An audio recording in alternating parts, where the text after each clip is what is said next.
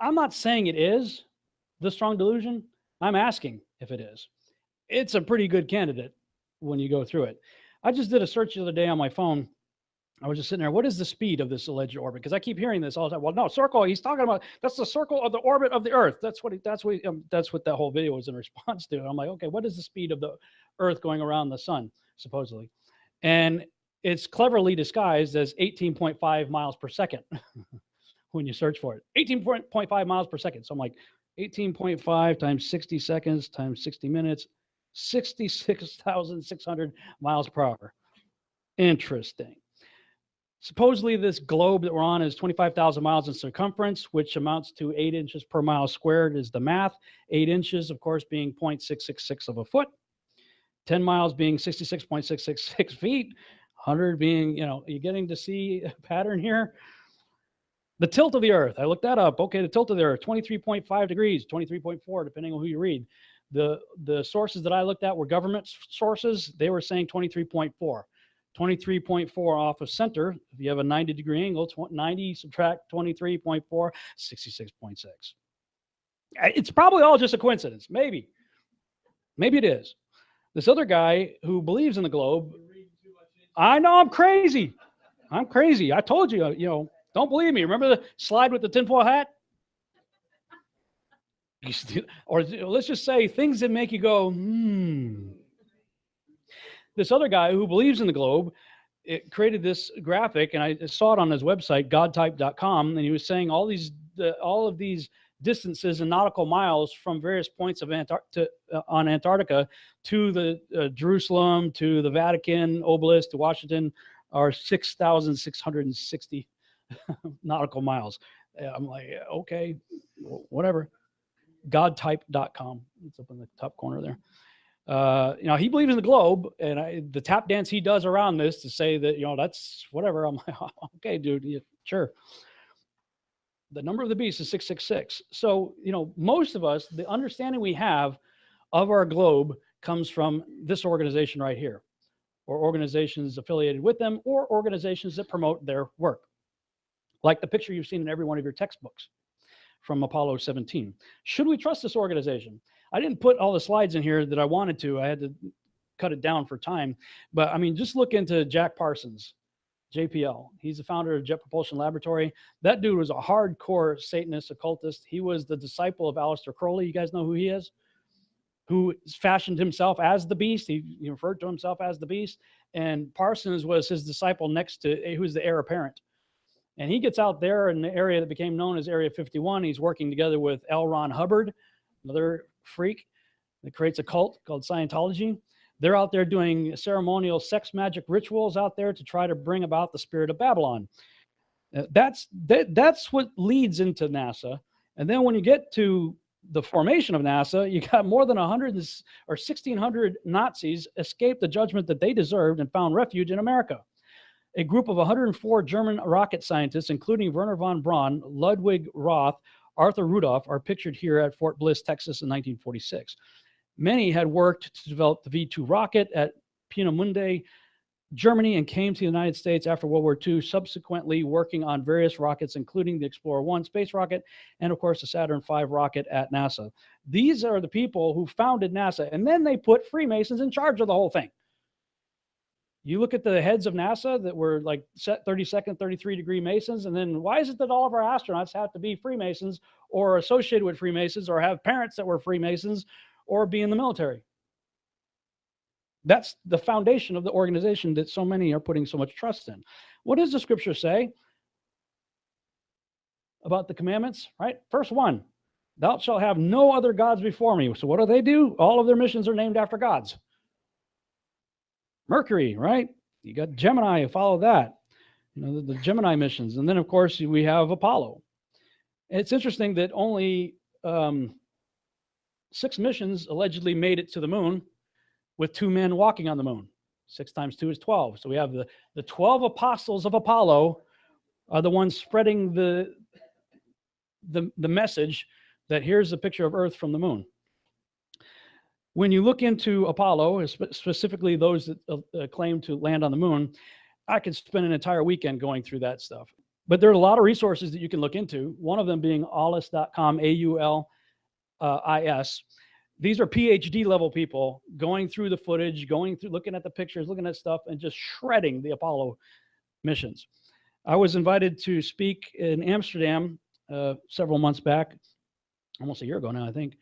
I can't remember when it was exactly, but a high-profile musician, let's just say, started looking at some of my materials on Flat Earth. As a result, he started looking into the Torah. As a result, he started attending my virtual house church. Now, this is a guy that's really up there in the hip hop genre, which is like so opposite like who I am. I'm the white guy, can't dance or do anything. So this other rapper, B.O.B., I think was his name, started becoming vocal about Flat Earth. And so, this guy that I'm not going to mention his name, but he saw what that guy was looking into. He's like, what is this? So he looked in that, and then he stumbled on my stuff, stumbled on Torah, started studying the Torah, started attending my virtual house church, then realized he needed to get saved, got saved. And they said, well, if I'm going to get baptized, I'm going to do it right. So he got on a plane and flew to Israel and got baptized in the Jordan River. And he told me, I'm sitting in this very expensive car, with Sheila, going, how does this happen? He goes, I kid you not. I said, I came up out of being baptized. And he said, the only word I got was bring Rob Skiba to Amsterdam. I'm like, okay. So, and that was just so, God has got such a crazy sense of humor. I'm giving this presentation in a venue called the Milky Way. All right. Now, the Milky Way venue had multiple different stages where concerts were taking place, like 5 different concerts taking place. And if you could have seen the marquee, right? Like the marquee is like all these yo-yo hip hop, dudes. And there's like my goofy picture from Skiba. So I'm in this place, I'm talking like this stuff. And it was pretty soundproof, so we couldn't hear what was outside and stuff. But every time they open the doors, like all this pot smoke comes in, and all this music, and I'm like, what in the hell? How does this happen? But I'm like, okay, God, whatever, he called me specifically to talk about the stuff that I've been talking about this weekend. So that's what I did. And the crazy thing was he got booked on a Tonight Show kind of thing that night, that he's under contract with record labels and stuff. And he had to do that. So he couldn't even attend the conference that he paid for Sheila and I to go to, but a whole lot of other people did. And it was really interesting because I had known about this, that the moon rocks were first exposed as frauds by them in the Netherlands. Now, the Apollo astronauts went around and the big publicity tour at the time, back in the 60s, giving various people in positions of royalty and whatnot, leadership, moon rocks. Well, they decided at one point they wanted to take an insurance policy out on it. So, of course, as part of doing the insurance policy thing, they start analyzing it, and they found out the thing's petrified wood. Now, I'm at this venue, the Milky Way, and I find out that this museum is literally like a couple of blocks down the road.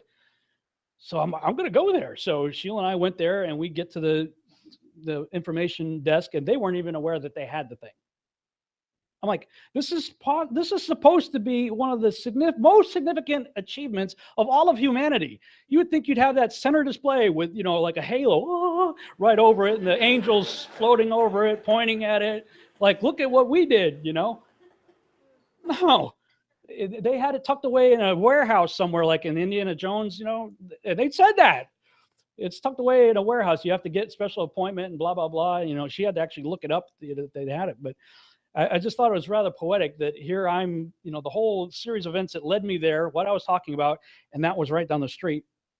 They exposed it as a fraud. And just so happened, if you go look it up, that Werner von Braun and company were down in Antarctica in the late 1960s, prior to us allegedly going there in 69, looking for moon rocks. You can look that up for yourself. Going to Antarctica looking for moon rocks. So first of all, at that point, we hadn't even been there yet. So how do you know if you find a rock that it's from the moon? It's not like you go, oh, made on the moon. Cool. All right, let's categorize that one. Oh, this one's made on Mars. Put that one over here. There's no way you're going to know that. And we're allegedly in the space race against the Russians, right? We got to beat the Russians. They're going, Sputnik, right? So if we're in this big space race against the Russians and we got to get to space and get up there and, Gary or whatever is floating around up there, oh, we got to walk in space. Why are you down on a vacation in Antarctica? Very suspicious. I show this picture a lot of times to people and say, hey, this is associated with the Apollo moon landings. Can you tell me what region of the moon that is? People give various guesses. Some of you have probably seen it, so you know where I'm going with this. Well, it's not the moon. That's Arizona. It's where they, Cinder Lake, Arizona, where they blew up Arizona to look like the moon. In fact, you can still see remnants of it on Google Earth today. I recently went there because I had already done all the presentations, and I was in Arizona not too long ago. I'm like, I'm going there. And if you saw the video I posted on YouTube, it's called Rob Skiba Walks on the Moon. I shot a little selfie of myself, there. Maybe that's why, you had the before and after. Before, these guys were like, ooh, yeah, ooh. And then when you have the press conference, when they come back, allegedly coming back from the most significant thing human beings have ever done, ever, that's the way they looked. And if you watch the actual presentation, they don't, look, man, if I was on the moon, if I had ever walked on the moon, I'd still be floating when I came back here. You'd have to tie a tether to me. So I didn't fly away because I'd be spazzed. I'm pretty hyper anyway. I'd be spazzed, jacked out of my mind for the rest of my life. These guys look like their dog was shot. They just found out Santa Claus isn't real. The Easter Bunny, they were so, to me, honestly, they looked like good patriotic men that hated the fact that they had to lie. That's, I'm maybe reading too much into it. Fair enough. But watch it for yourself and see what you think. But so if that stuff didn't happen, then neither did this. This is Apollo 17 that allegedly took this picture. And that's the only picture we've had until we get into much later. That was in 1972. We have all these pictures put out by NASA. Which one is it? They're always different. And if you look at these, a lot of these, they'll tell you right off the bat, especially the 2002 one, the most famous one. This is a composite. It's created in Photoshop. The one in 2002 right there, I went through that with a fine-tooth comb, if so to speak, in Photoshop and showed you where they're using the Photoshop clone tool to replicate clouds all over the place. It's manufactured. That same, they redid the old Star Trek episodes, the 1960 ones. They had all cheesy special effects because they had basically the catering budget of today's TV shows to do what they did. So they redid the special effects. So all the planet shots where they're going around the Earth or other planets or whatever were all redone. They redid the special effects. Well, there are several episodes of the old 1960 Star Trek where they went back in time or whatnot, or found another planet that looked exactly like Earth, and they used that same Earth. And the way you could tell it is there's a cloud formation right there. It's like a backwards C. It's like a backwards C just off the East Coast. And that is a separate layer in the 3D model. So it's not always over the East Coast of the United States. You'll see it in other places. But look for that backward C because it shows up all over the place. So it makes me wonder, was NASA created to hide God? Now, I've seen this meme being passed around on Facebook and other places that the Hebrew word NASA means to deceive. Yes and no. Like the letter shin in the middle, I don't know if you can see it from where you are, it has a little dot over the right side of the shin. That depending on where that dot is, depends on how you pronounce the word. You got the nun, shin, and aleph right there. When it's over the right side, it's pronounced more like nasha. It's pronounced with a sh sound. When the dot is over the left, it's with a s sound. The first time it appears in our scriptures is in Genesis 3, when the serpent beguiled me. Nasha. Same word, just pronounced slightly different. The second time it shows up is when Cain receives his judgment, and it says it's more than I can bear in Genesis 4:13, and that's when the dot is over the left side. And so that's when it's pronounced NASA or NASA. So how interesting, the context in which both first appear, Nasha in reference to Eve being deceived by the serpent, and NASA in reference to Cain's punishment after killing his brother Abel. The word in that case, it's translated there as bear, but it also means to lift up. So I'm going, lifting up to deceive? Maybe. Oh, don't be silly. You can trust us. If that's true, what's the motivation? That's what I always hear. Why would they lie? What's the motivation, Rob? Well, this is just my thoughts on it. First, get people to doubt Yahuwah's word by destroying the very foundation of our Bible, Genesis, specifically the creation account. Second, Set up a new paradigm where God is out and science is in. Evolution removes Yahuwah from the equation. When evolution finally runs its course and becomes utterly bankrupt, introduce the idea of intelligent design, but deny the true designer his due credit and place it rather on ancient aliens.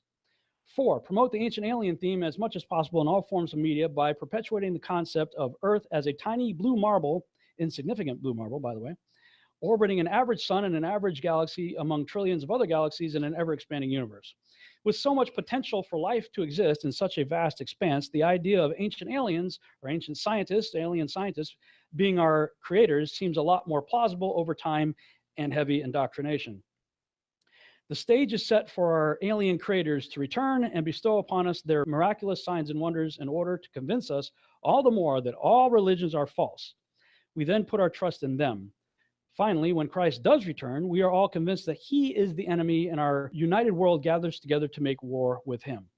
That's just my thoughts on it. About what, if there is a grand conspiracy, what would the motivation be? Those are my thoughts on that.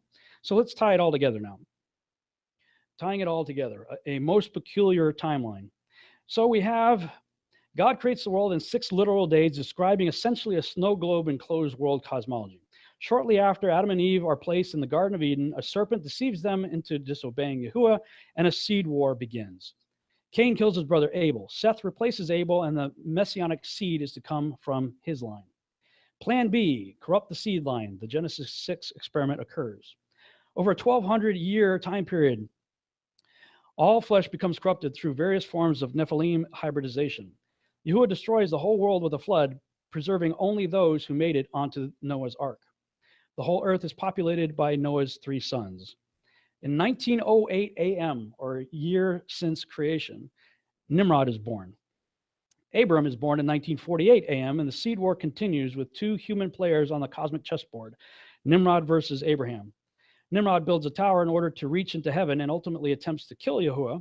His plan fails when Yahuwah confounds the languages. People disperse, all talking about the same guy, Nimrod, and now only with different languages, different names. Hence, he becomes the rebellious god of this world. Abraham produces Isaac, who produces Jacob, who is the father of the 12 tribes of Israel. The stage is now set for the entire biblical narrative. All of that's within the first 12 chapters of Genesis, which ultimately leads to Messiah and his final victory in the cosmic seed war. Now let's drill down to more along our timeline. Nimrod, again, was born in 1908 AM, year since creation. Just so happens to be, if you flash forward to 1908 AD, Ernest Shackleton boarded a ship called the Nimrod, and he heads down to Antarctica on the Nimrod expedition. Now, in the biblical account, Nimrod went up to try to get into the firmament. In 1908, if this model is true, it looks like they went out to get to the firmament towards the outer regions. Now, people are like, well, if it's flat Earth, how come we don't fall off the edge? Well, because it just so happens to be, if you Google coastline of Antarctica, you see 200 to 300 foot ice walls. That would be the outside of the circle, so to speak. If you look into the Enochian account of what happened to him when Enoch was not, for God took him, where did he take him? Joshua says he was taken in a place of snow and ice. So I'm going, okay, that's interesting. So Nimrod heads down to, Shackleton heads down on the Nimrod expedition. Many more Antarctic expeditions soon follow.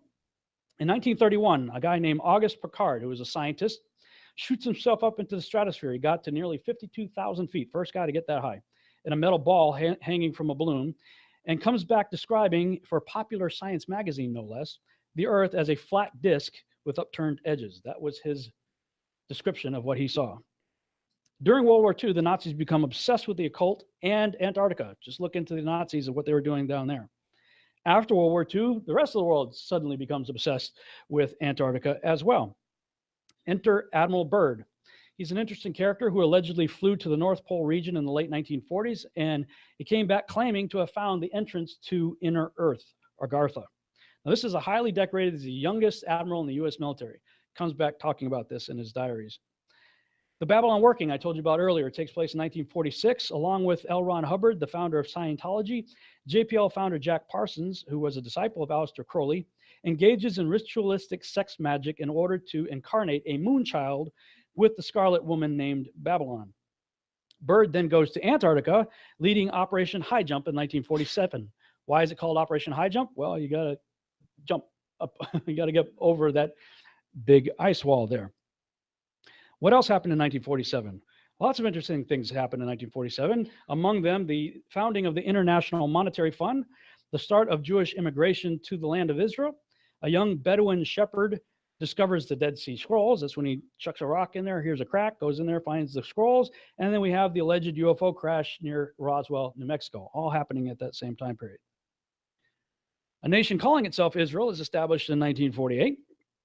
MK Ultra begins early in the 1950s, officially runs from 1953 to 1973, coincidentally the same time as the space program. If you know anything about MK Ultra, that's all about government-sponsored mind control. In fact, if you go back to the press conference, you see those three guys from Apollo 11 looking very depressed, and then Neil Armstrong says, and now he says something to the effect of, now we'll view the slides from our mission so that we can reacquaint ourselves with what happened. What? If I just went to the moon, I would have remembered every detail of every second of everything I did forever. I don't need slides to tell me what I did, you know? And when the slideshow comes on, all of a sudden these guys who are so like just bummed out, it looked like, become very animated and start like, woo. It was almost as if they were triggered in MK Ultra. The flight, as you know, started promptly. And I think that was characteristic of all the events of the flight. The Saturn gave us one magnificent ride, both into Earth orbit and on a trajectory to the moon.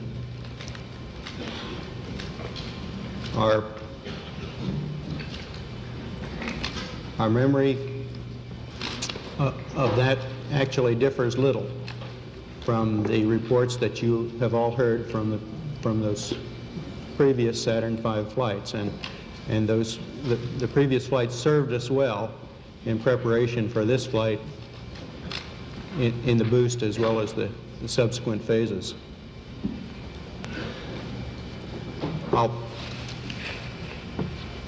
We would like to skip directly to the translunar coast phase and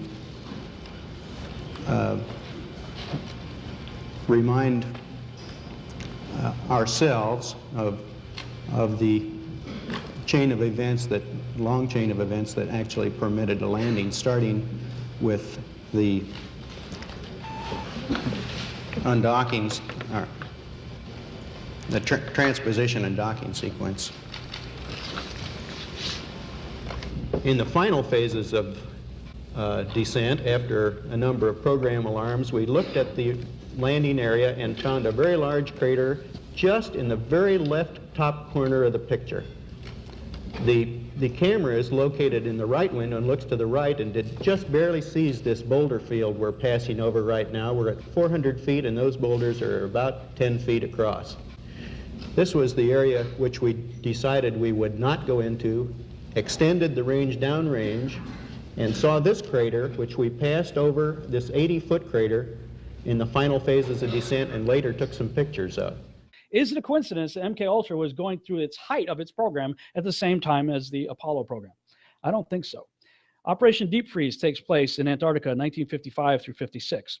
Sputnik is launched in late 1957. Both NASA and DARPA are formed in 1958. DARPA is the Defense Agency's research projects. That's where they do all the black budget projects to create super soldiers and all kinds of other things.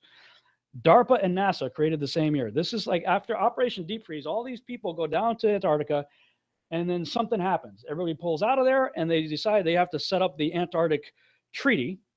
And the treaty was finally signed into effect in '61. The treaty says you can only go there under the express guidelines of this treaty. So yeah, you can go there. There's some flat earthers saying you can't go there. That's not true. You can go there, but only under the express guidelines of the treaty, which means you can't just go, take a boat, go there and just go exploring Antarctica. You're going to go only where you're allowed to go. And so all of this it's setting up a very interesting timeline. At least, if you're wearing a tinfoil hat like I am, it's all kind of going, oh, wait a minute. This is really kind of wild here. And it gets worse when you get to Operation Dominic and Project Fishbowl, where they launched 31 nukes in 1962. Many of them were high-altitude nukes. Operation Fishbowl. Kennedy's speech, 1962, kicks off the space race leading to Apollo. Star Trek debuts in 1966 and goes right through 69. Apollo 11 allegedly lands on the moon in 1969. In 1972, coincidentally, just before MK Ultra officially terminated. And the Omega Plan kicks in shortly thereafter. I'm not going to go into the Omega Plan. I've got a 20-minute video on YouTube if you want to check that out. That describes what I consider to be the end times plan in great detail. Now, the next video you're going to see is a video that I put together after I discovered what was really going on with Operation Fishbowl. Now, with the tinfoil hat on, playing conspiracy theory here, the flat earthers are claiming, and I think it's a reasonable claim, that, you know, if that model is true, then we know we have a circle, the circle of the earth as described in the Bible, surrounded by Antarctica, the outer rim, that has a 200 or 300 foot ice wall, cliff, that keeps everything in, hence Operation High Jump. You got to get over that, right? So it looks like, at least from the flat earther perspective, that probably during Operation Deep Freeze, they may have found the edge of the dome, presumably anywhere from 800 to 1,200 miles inland from the coast. Then everybody pulls out, signs this treaty, says nobody can go back except under the express guidelines of the international community that signed the treaty. So then all of a sudden the United States and Russia engaged in these high altitude nuclear tests, and the United States calls theirs Operation Dominic, within which we have Operation Fishbowl. Now, hold that thought. This is all happening. If you go and look on the Operation Dominic entry, you see the different dates. We're 1962. This is the early part of 1962. We're talking May. I mean, look at all these bombs going off. 25 April, 1962, 27 April, 2 May, 4 May, 6 May, 8 May, 9 May, 11 May, 11 May, 12 May, 14 May, 19, et cetera, et cetera, et cetera. This is all before President Kennedy's "let's go out in the space" speech. But I think a lot of people don't realize that our first stop wasn't the moon. Even before we went to the moon, they were sending probes all of a sudden after all of this. Okay, keep the timeline in mind. Operation High Jump, Operation Deep Freeze, bird dives, NASA's founded, Antarctic Treaty signed, Operation Dominic and Fishbowl take effect. And if you notice during President Kennedy's speech, he was talking about that they've already got probes headed to Venus. Wait a minute. We're already sending stuff to Venus and Mars? We haven't even been to the moon yet. And so I was looking into that, and on planetary.org/explore/space topics /space missions /missions to Venus-Mercury.html. And you can go through this site. It starts sort of from the bottom up. As early as February 4th, 1961, they're sending a probe, Sputnik 7. Russia sent this probe to check out Venus. The final stage of the rocket carrying Sputnik 7 into orbit failed, and the spacecraft was unable to achieve the necessary trajectory to carry it onto Venus. Then Venera 1, Russia, sends out another probe February 12, 1961. They lost communications while it was on its way to Venus.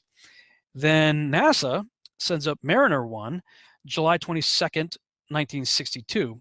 Now, that's right in the middle of Dominic and Fishbowl, that we sent out a probe to go check out Venus. It veered off course and was destroyed by ground controllers.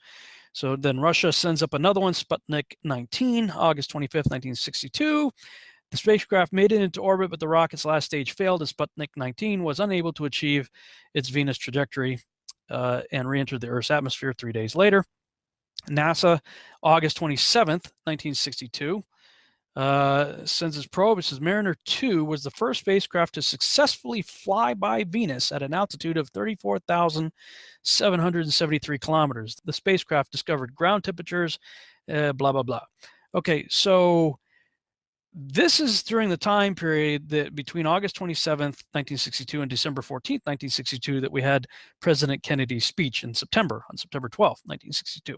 So that's what he's referring to. We've already got stuff out there and you can read about the other ones that were, checking out Venus, I guess Mercury also, and attempted probes going to Mars. Now, this is all before we've even been to the moon. So it appears that whatever happened in Antarctica, everybody got kind of maybe nervous or excited or whatever and said, okay, what is the deal? We've looked through telescopes. We've seen our so-called neighbors, Venus and Mars, through telescopes. Our assumption is the solar system is, set up in the Copernican model. And, but yet maybe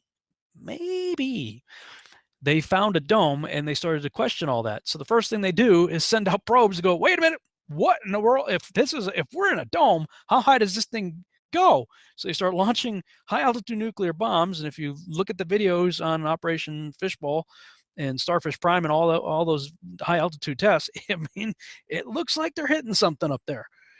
I mean, at least from a conspiratorial tinfoil hat wearing perspective, that's what it looks like. Now, this is what blew my mind. You can read more on all that if you'd like. To get caught up to speed on what's going on there. So I go to Lubbock and I'm doing this conference out there at Jared Cressman's father's church, Pastor Dan Cressman. And we get to talking about this whole issue of the flat earth stuff. And he goes, do you know what the name Dominic means? And I said, no. He says, you talk about Operation Fishbowl, but check this out. I'm going to take you to, I'll put the screen share back up here. Take you to a one of those name websites. I like using behindthename.com. Look up the name Dominic. And again, let's just double check it here. Dominic, D-O-M-I-N-I-C. Look up Dominic, D-O-M-I-N-I-C. From the late Latin name Dominicus, meaning of the Lord. Fishbowl was part of Operation Dominic.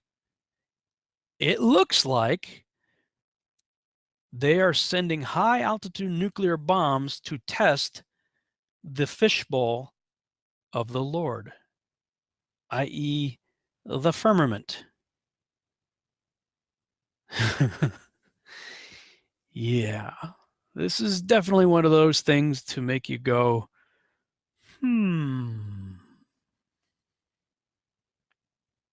He says we already have probes on the way to Venus and Mars. Venus and Mars, 62. We didn't even allegedly go to the moon until 69. The moon is allegedly 250,000 miles away. Venus and Mars, they're way past that. We had just, as human beings, we had just basically put a beach ball up in space. Sputnik. You look at that. Ooh, that was like a huge major achievement in 57. And all of a sudden, by 61, 62, we supposedly have probes on the way to Venus and Mars, and we haven't even been to the moon yet? And if you listen to the speech, he mentions it, but it's just kind of just, you don't even think about it. But I went on a NASA website, or a space website, whatever it was their official mission log, and it shows you. These are all the things that both the United States and Russia, immediately, after whatever they did in Antarctica, the first thing they do is start sending stuff out to Venus and Mars and start sending high-altitude nuclear bombs up into the sky. Again, if they're trying to avoid a conspiracy, they're not helping with their actions or the names that they're using.